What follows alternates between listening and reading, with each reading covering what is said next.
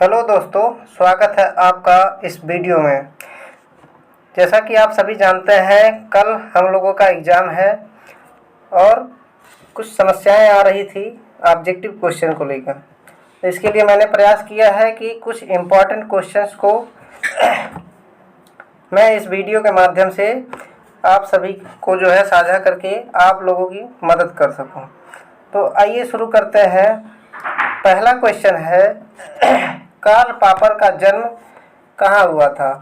Karl popper का जो जन्म हुआ था वियना, ऑस्ट्रिया में हुआ था। दूसरा क्वेश्चन है, the logic of scientific discovery 1934 किसकी पुस्तक है? तो ये पुस्तक है कार्ल पॉपर की। यहाँ पे र जो है मिस्टेक हो गया है। फिर अगला क्वेश्चन है, किसने तार्किक प्रत्यक्षवादियों की मान्यता को चुनौती दी है? तो इसका जो सही ऑप्शन होगा वो कार्ल पॉपर है। नेक्स्ट क्वेश्चन, किसने कहा है कि विज्ञान शब्द का पता नहीं लगा सकता है, वह केवल यह पता लगा सकता है कि झूठ के? इसमें मिस्टेक है दोस्तों, यहाँ पे सच होगा कि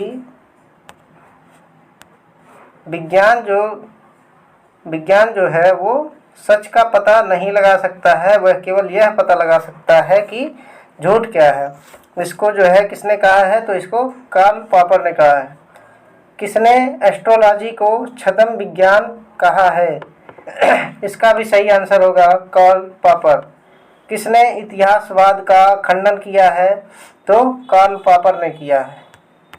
नेक्स्ट क्वेश्चन है, इतिहासवाद से क्या अभिप्राय है? ऐतिहासिक परिवर्तन बने बनाए नियमों के अनुसार होते हैं और सामाजिक विज्ञान की सहायता से उन नियमों का पता लगाया जा सकता है, ऐसा इतिहासवाद का मानना है। नेक्स्ट क्वेश्चन है, किसने कहा है कि विज्ञान और स्वतंत्रता दोनों ऐसे समाज में पनपते हैं जो खुला या मुक्त हो, अर्थात नए विचारों को अपनाने के लिए तत्पर हो? तो इसका जो सही जवाब होगा वो है कार्ल पॉपर। नेक्स्ट क्वेश्चन है, किसने कहा है कि राजनीति का ध्येय राज्य की नाव को गतिमान करना है?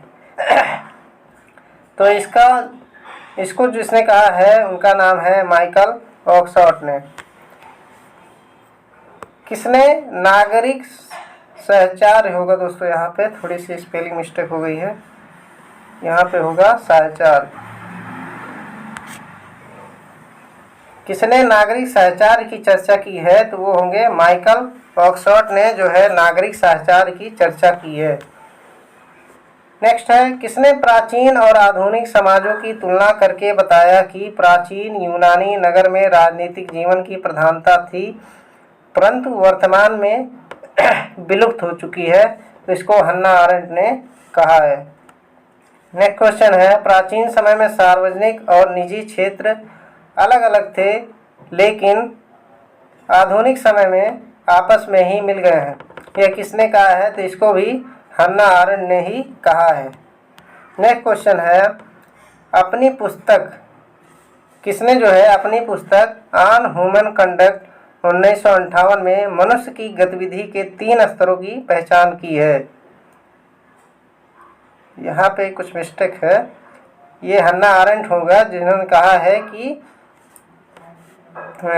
मनुष्य की गतिविधि के 3 स्तरों की पहचान की है। उसमें पहला है श्रम, कृत्य और कार्यवाही। तो ये 3 ऑप्शन जो है सही है तीनों, और आपको क्वेश्चन इस तरह से बना के दिया जा सकता है कि इनमें से कौन सा नहीं है। तो इसके अलावा जो भी ऑप्शन में होगा वही सही होगा। नेक्स्ट क्वेश्चन है, किसने कहा है कि साम्यवाद का मात्र एक व्यवहारिक विकल्प पश्चिमी उदारवादी लोकतंत्र है?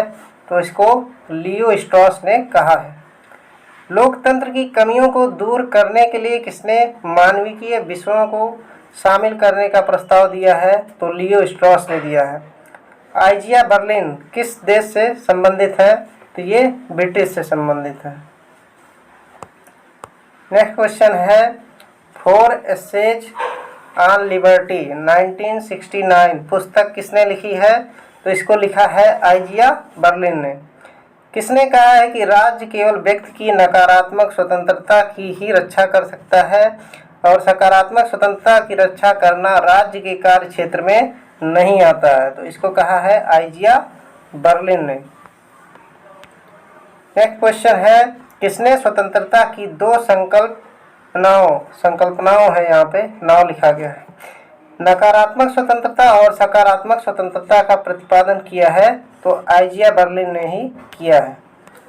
किसने सीमित राज्य का समर्थन किया है? तो रॉबर्ट नॉजिक ने सीमित राज्य का समर्थन किया है। किसे अर्ध अराजकतावादी के नाम से भी जाना जाता है या उसे कहा जाता है? तो रॉबर्ट नॉजिक को जो है अर्ध अराजकतावादी कहा जाता है। रॉबर्ट नॉजिक ने न्याय के निम्न 3 सिद्धांतों का प्रतिपादन किया है, और वो है उचित न्याय पूर्ण अधिग्रहण का सिद्धांत, उचित स्थानांतरण का सिद्धांत और अन्याय के परिष्कार का सिद्धांत। ये 3 सिद्धांत जो है रॉबर्ट नॉजिक ने अपने न्याय के सिद्धांतों में दिया है।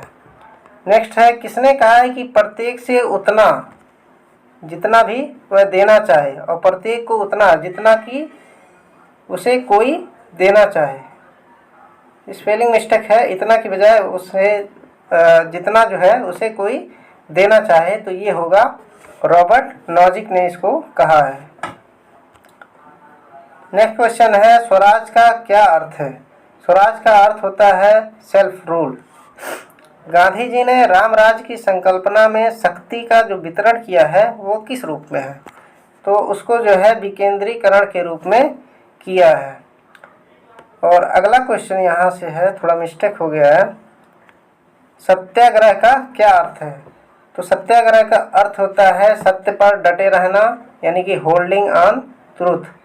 सत्याग्रह की तकनीकें हैं, तो सत्याग्रह की चार तकनीकें हैं, नॉन कोऑपरेशन, सिविल डिसोबीडियंस, हिजरत एंड फास्टिंग।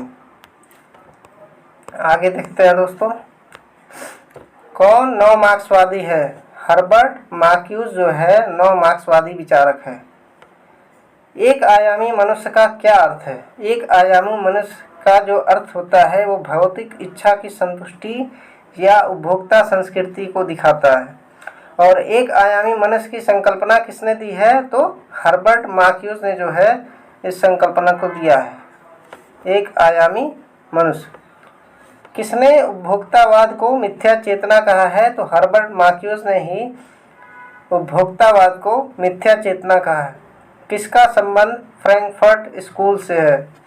फ्रैंकफर्ट जो है एक विश्वविद्यालय था और वहाँ से जितने लोगों ने पढ़ा और जो कुछ पॉलिटिकल साइंस के फील्ड में कुछ अच्छा कर पाए उनको फ्रैंकफर्ट स्कूल से संबंधित कहा जाता है। तो हेबरमास जो है फ्रैंकफर्ट स्कूल से संबंधित है। किसने कहा है कि पूंजीवाद, एक मिनट, किसने कहा है कि पूंजीवाद वैधता के संकट से गुजर रहा है? तो हेबरमास ने जो है कहा है कि पूंजीवाद वैधता के संकट से गुजर रहा है। वैधता का संकट नामक पुस्तक 1975 में किसने लिखा है? तो हेबरमास ने लिखा है। नेक्स्ट क्वेश्चन है, द ओरिजिन ऑफ टोटलिटेरियनिज्म 1951 पुस्तक किसने लिखी है? तो हन्ना आरेंट ने इस पुस्तक को लिखा है। हिटलर ने जब इनके ऊपर जो है अत्याचार किए बहुत सारे, तो इन्होंने अपने विचारों को व्यक्त करने के लिए इस पुस्तक को लिखा था। नेक्स्ट क्वेश्चन है, संघर्ष की ओर पुस्तक 1946 किसने लिखा है? तो इसको जेपी नारायण ने लिखा है।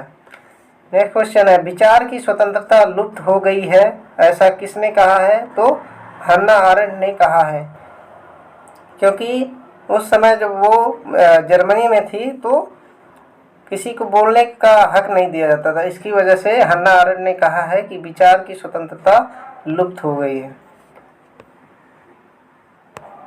नेक्स्ट क्वेश्चन है, किसने सर्वाधिकारवाद और सत्तावाद में अंतर किया है? तो हन्ना आरेंट ने किया है। हन्ना आरेंट ने अपनी किस पुस्तक में अमेरिकी क्रांति और फ्रांसीसी क्रांति में अंतर स्पष्ट किया है? तो इनकी पुस्तक जो है ऑन रिवॉल्यूशन में इन्होंने अपनी पुस्तक में अमेरिकी क्रांति और फ्रांसीसी क्रांति में अंतर को स्पष्ट किया है। अगला क्वेश्चन है कि लियो स्ट्रॉस का जो जन्म है वो कहाँ हुआ था? तो इनका जो जन्म है वो जर्मनी में हुआ था, लेकिन ये अमेरिका में रहते थे, बाद में वहाँ से शिफ्ट हो गए थे। जॉन रॉल्स ने काल्पनिक स्थिति को क्या कहा है? जो जॉन रॉल्स ने अपनी थ्योरी दी है उसमें उन्होंने एक कल्पना की है, और उस कल्पना को उन्होंने मूल स्थिति या इंग्लिश में उसे कहते हैं ओरिजिनल पोजीशन, उसको मूल स्थिति कहा है। अज्ञान के पर्दे के पीछे यानी कि वेल ऑफ इग्नोरेंस का क्या अर्थ है? तो इसका अर्थ है मनुष्य अपनी आवश्यकता तथा योग्यता से बिल्कुल अनजान है। जब व्यक्ति ओरिजिनल पोजीशन में होगा तो वह जो है अपनी आवश्यकता तथा योग्यता से बिल्कुल अनजान होगा, और इस तरह से जॉन रॉल्स कहते हैं कि एक जस्ट सोसाइटी बनेगी। और एक क्वेश्चन ये भी हो सकता है कि वेल ऑफ इग्नोरेंस का जो सिद्धांत है वो किसने दिया है? तो जॉन रॉल्स ने दिया है। ठीक है। नेक्स्ट क्वेश्चन है उपयोगितावाद का खंडन किसने किया है? तो जॉन रॉल्स ने उपयोगितावाद का खंडन किया है। कौन लिबर्टेरियन या स्वतंत्रतावादी विचारक है? तो रॉबर्ट नाजिक और एफ.ए. हेयक, ये दो जो विचारक हैं ये लिबर्टेरियनिज्म को जो है प्रमोट करते हैं, और यही विचारक हैं जो स्वेच्छातंत्रवादी है। अगला क्वेश्चन है जो यह कहते हैं कि राजनीति से धर्म का कोई संबंध नहीं है, वह लोग धर्म को नहीं जानते हैं, किसने कहा है? तो इसको महात्मा गांधी ने कहा है। गांधी मर सकता है पर गांधीवाद सदैव जीवित रहेगा, इसको स्वयं गांधी जी ने ही कहा है। कौन सा विचारक राज्य का विरोधी है? महात्मा गांधी जो है राज्य के विरोधी थे। किसने कहा है कि मेरे विचार से बिना राष्ट्रवादी हुए अंतर्राष्ट्रीयवादी होना जो है असंभव है? तो इसको महात्मा गांधी ने कहा है। गांधी दर्शन में समाजवाद का क्या विकल्प है? तो सर्वोदय, इसका आंसर होगा सर्वोदय, क्योंकि सर्वोदय का अर्थ होता है सबका भला, और जो समाजवाद में भी होता है। आधुनिक युग में राम राज्य की स्थापना की बात करने वाले विचारक हैं, तो महात्मा गांधी जी राम राज्य की स्थापना की बात करते हैं। गांधी जी ने अपनी व्याख्या किस रूप में की है? तो दार्शनिक अराजकतावादी के रूप में गांधी जी ने अपनी व्याख्या की है। तो दोस्तों आज का वीडियो यहीं पे ख़त्म होता है। अब मैंने प्रयास किया है कि कुछ जो इम्पोर्टेंट क्वेश्चन हैं उनको आपके साथ साझा किया जाए, और ताकि आप लोगों की भी मदद हो सके और आप लोग कल एग्ज़ाम में अच्छा परफॉर्म करें। इसके बाद जो है मैं नेक्स्ट वीडियो भी जारी करूँगा, और आप लोग उसको भी देखिएगा और कमेंट में बताइए कि आप लोगों को ये वीडियो कैसे लगा। थैंक यू दोस्तों, मिलते हैं नेक्स्ट वीडियो में।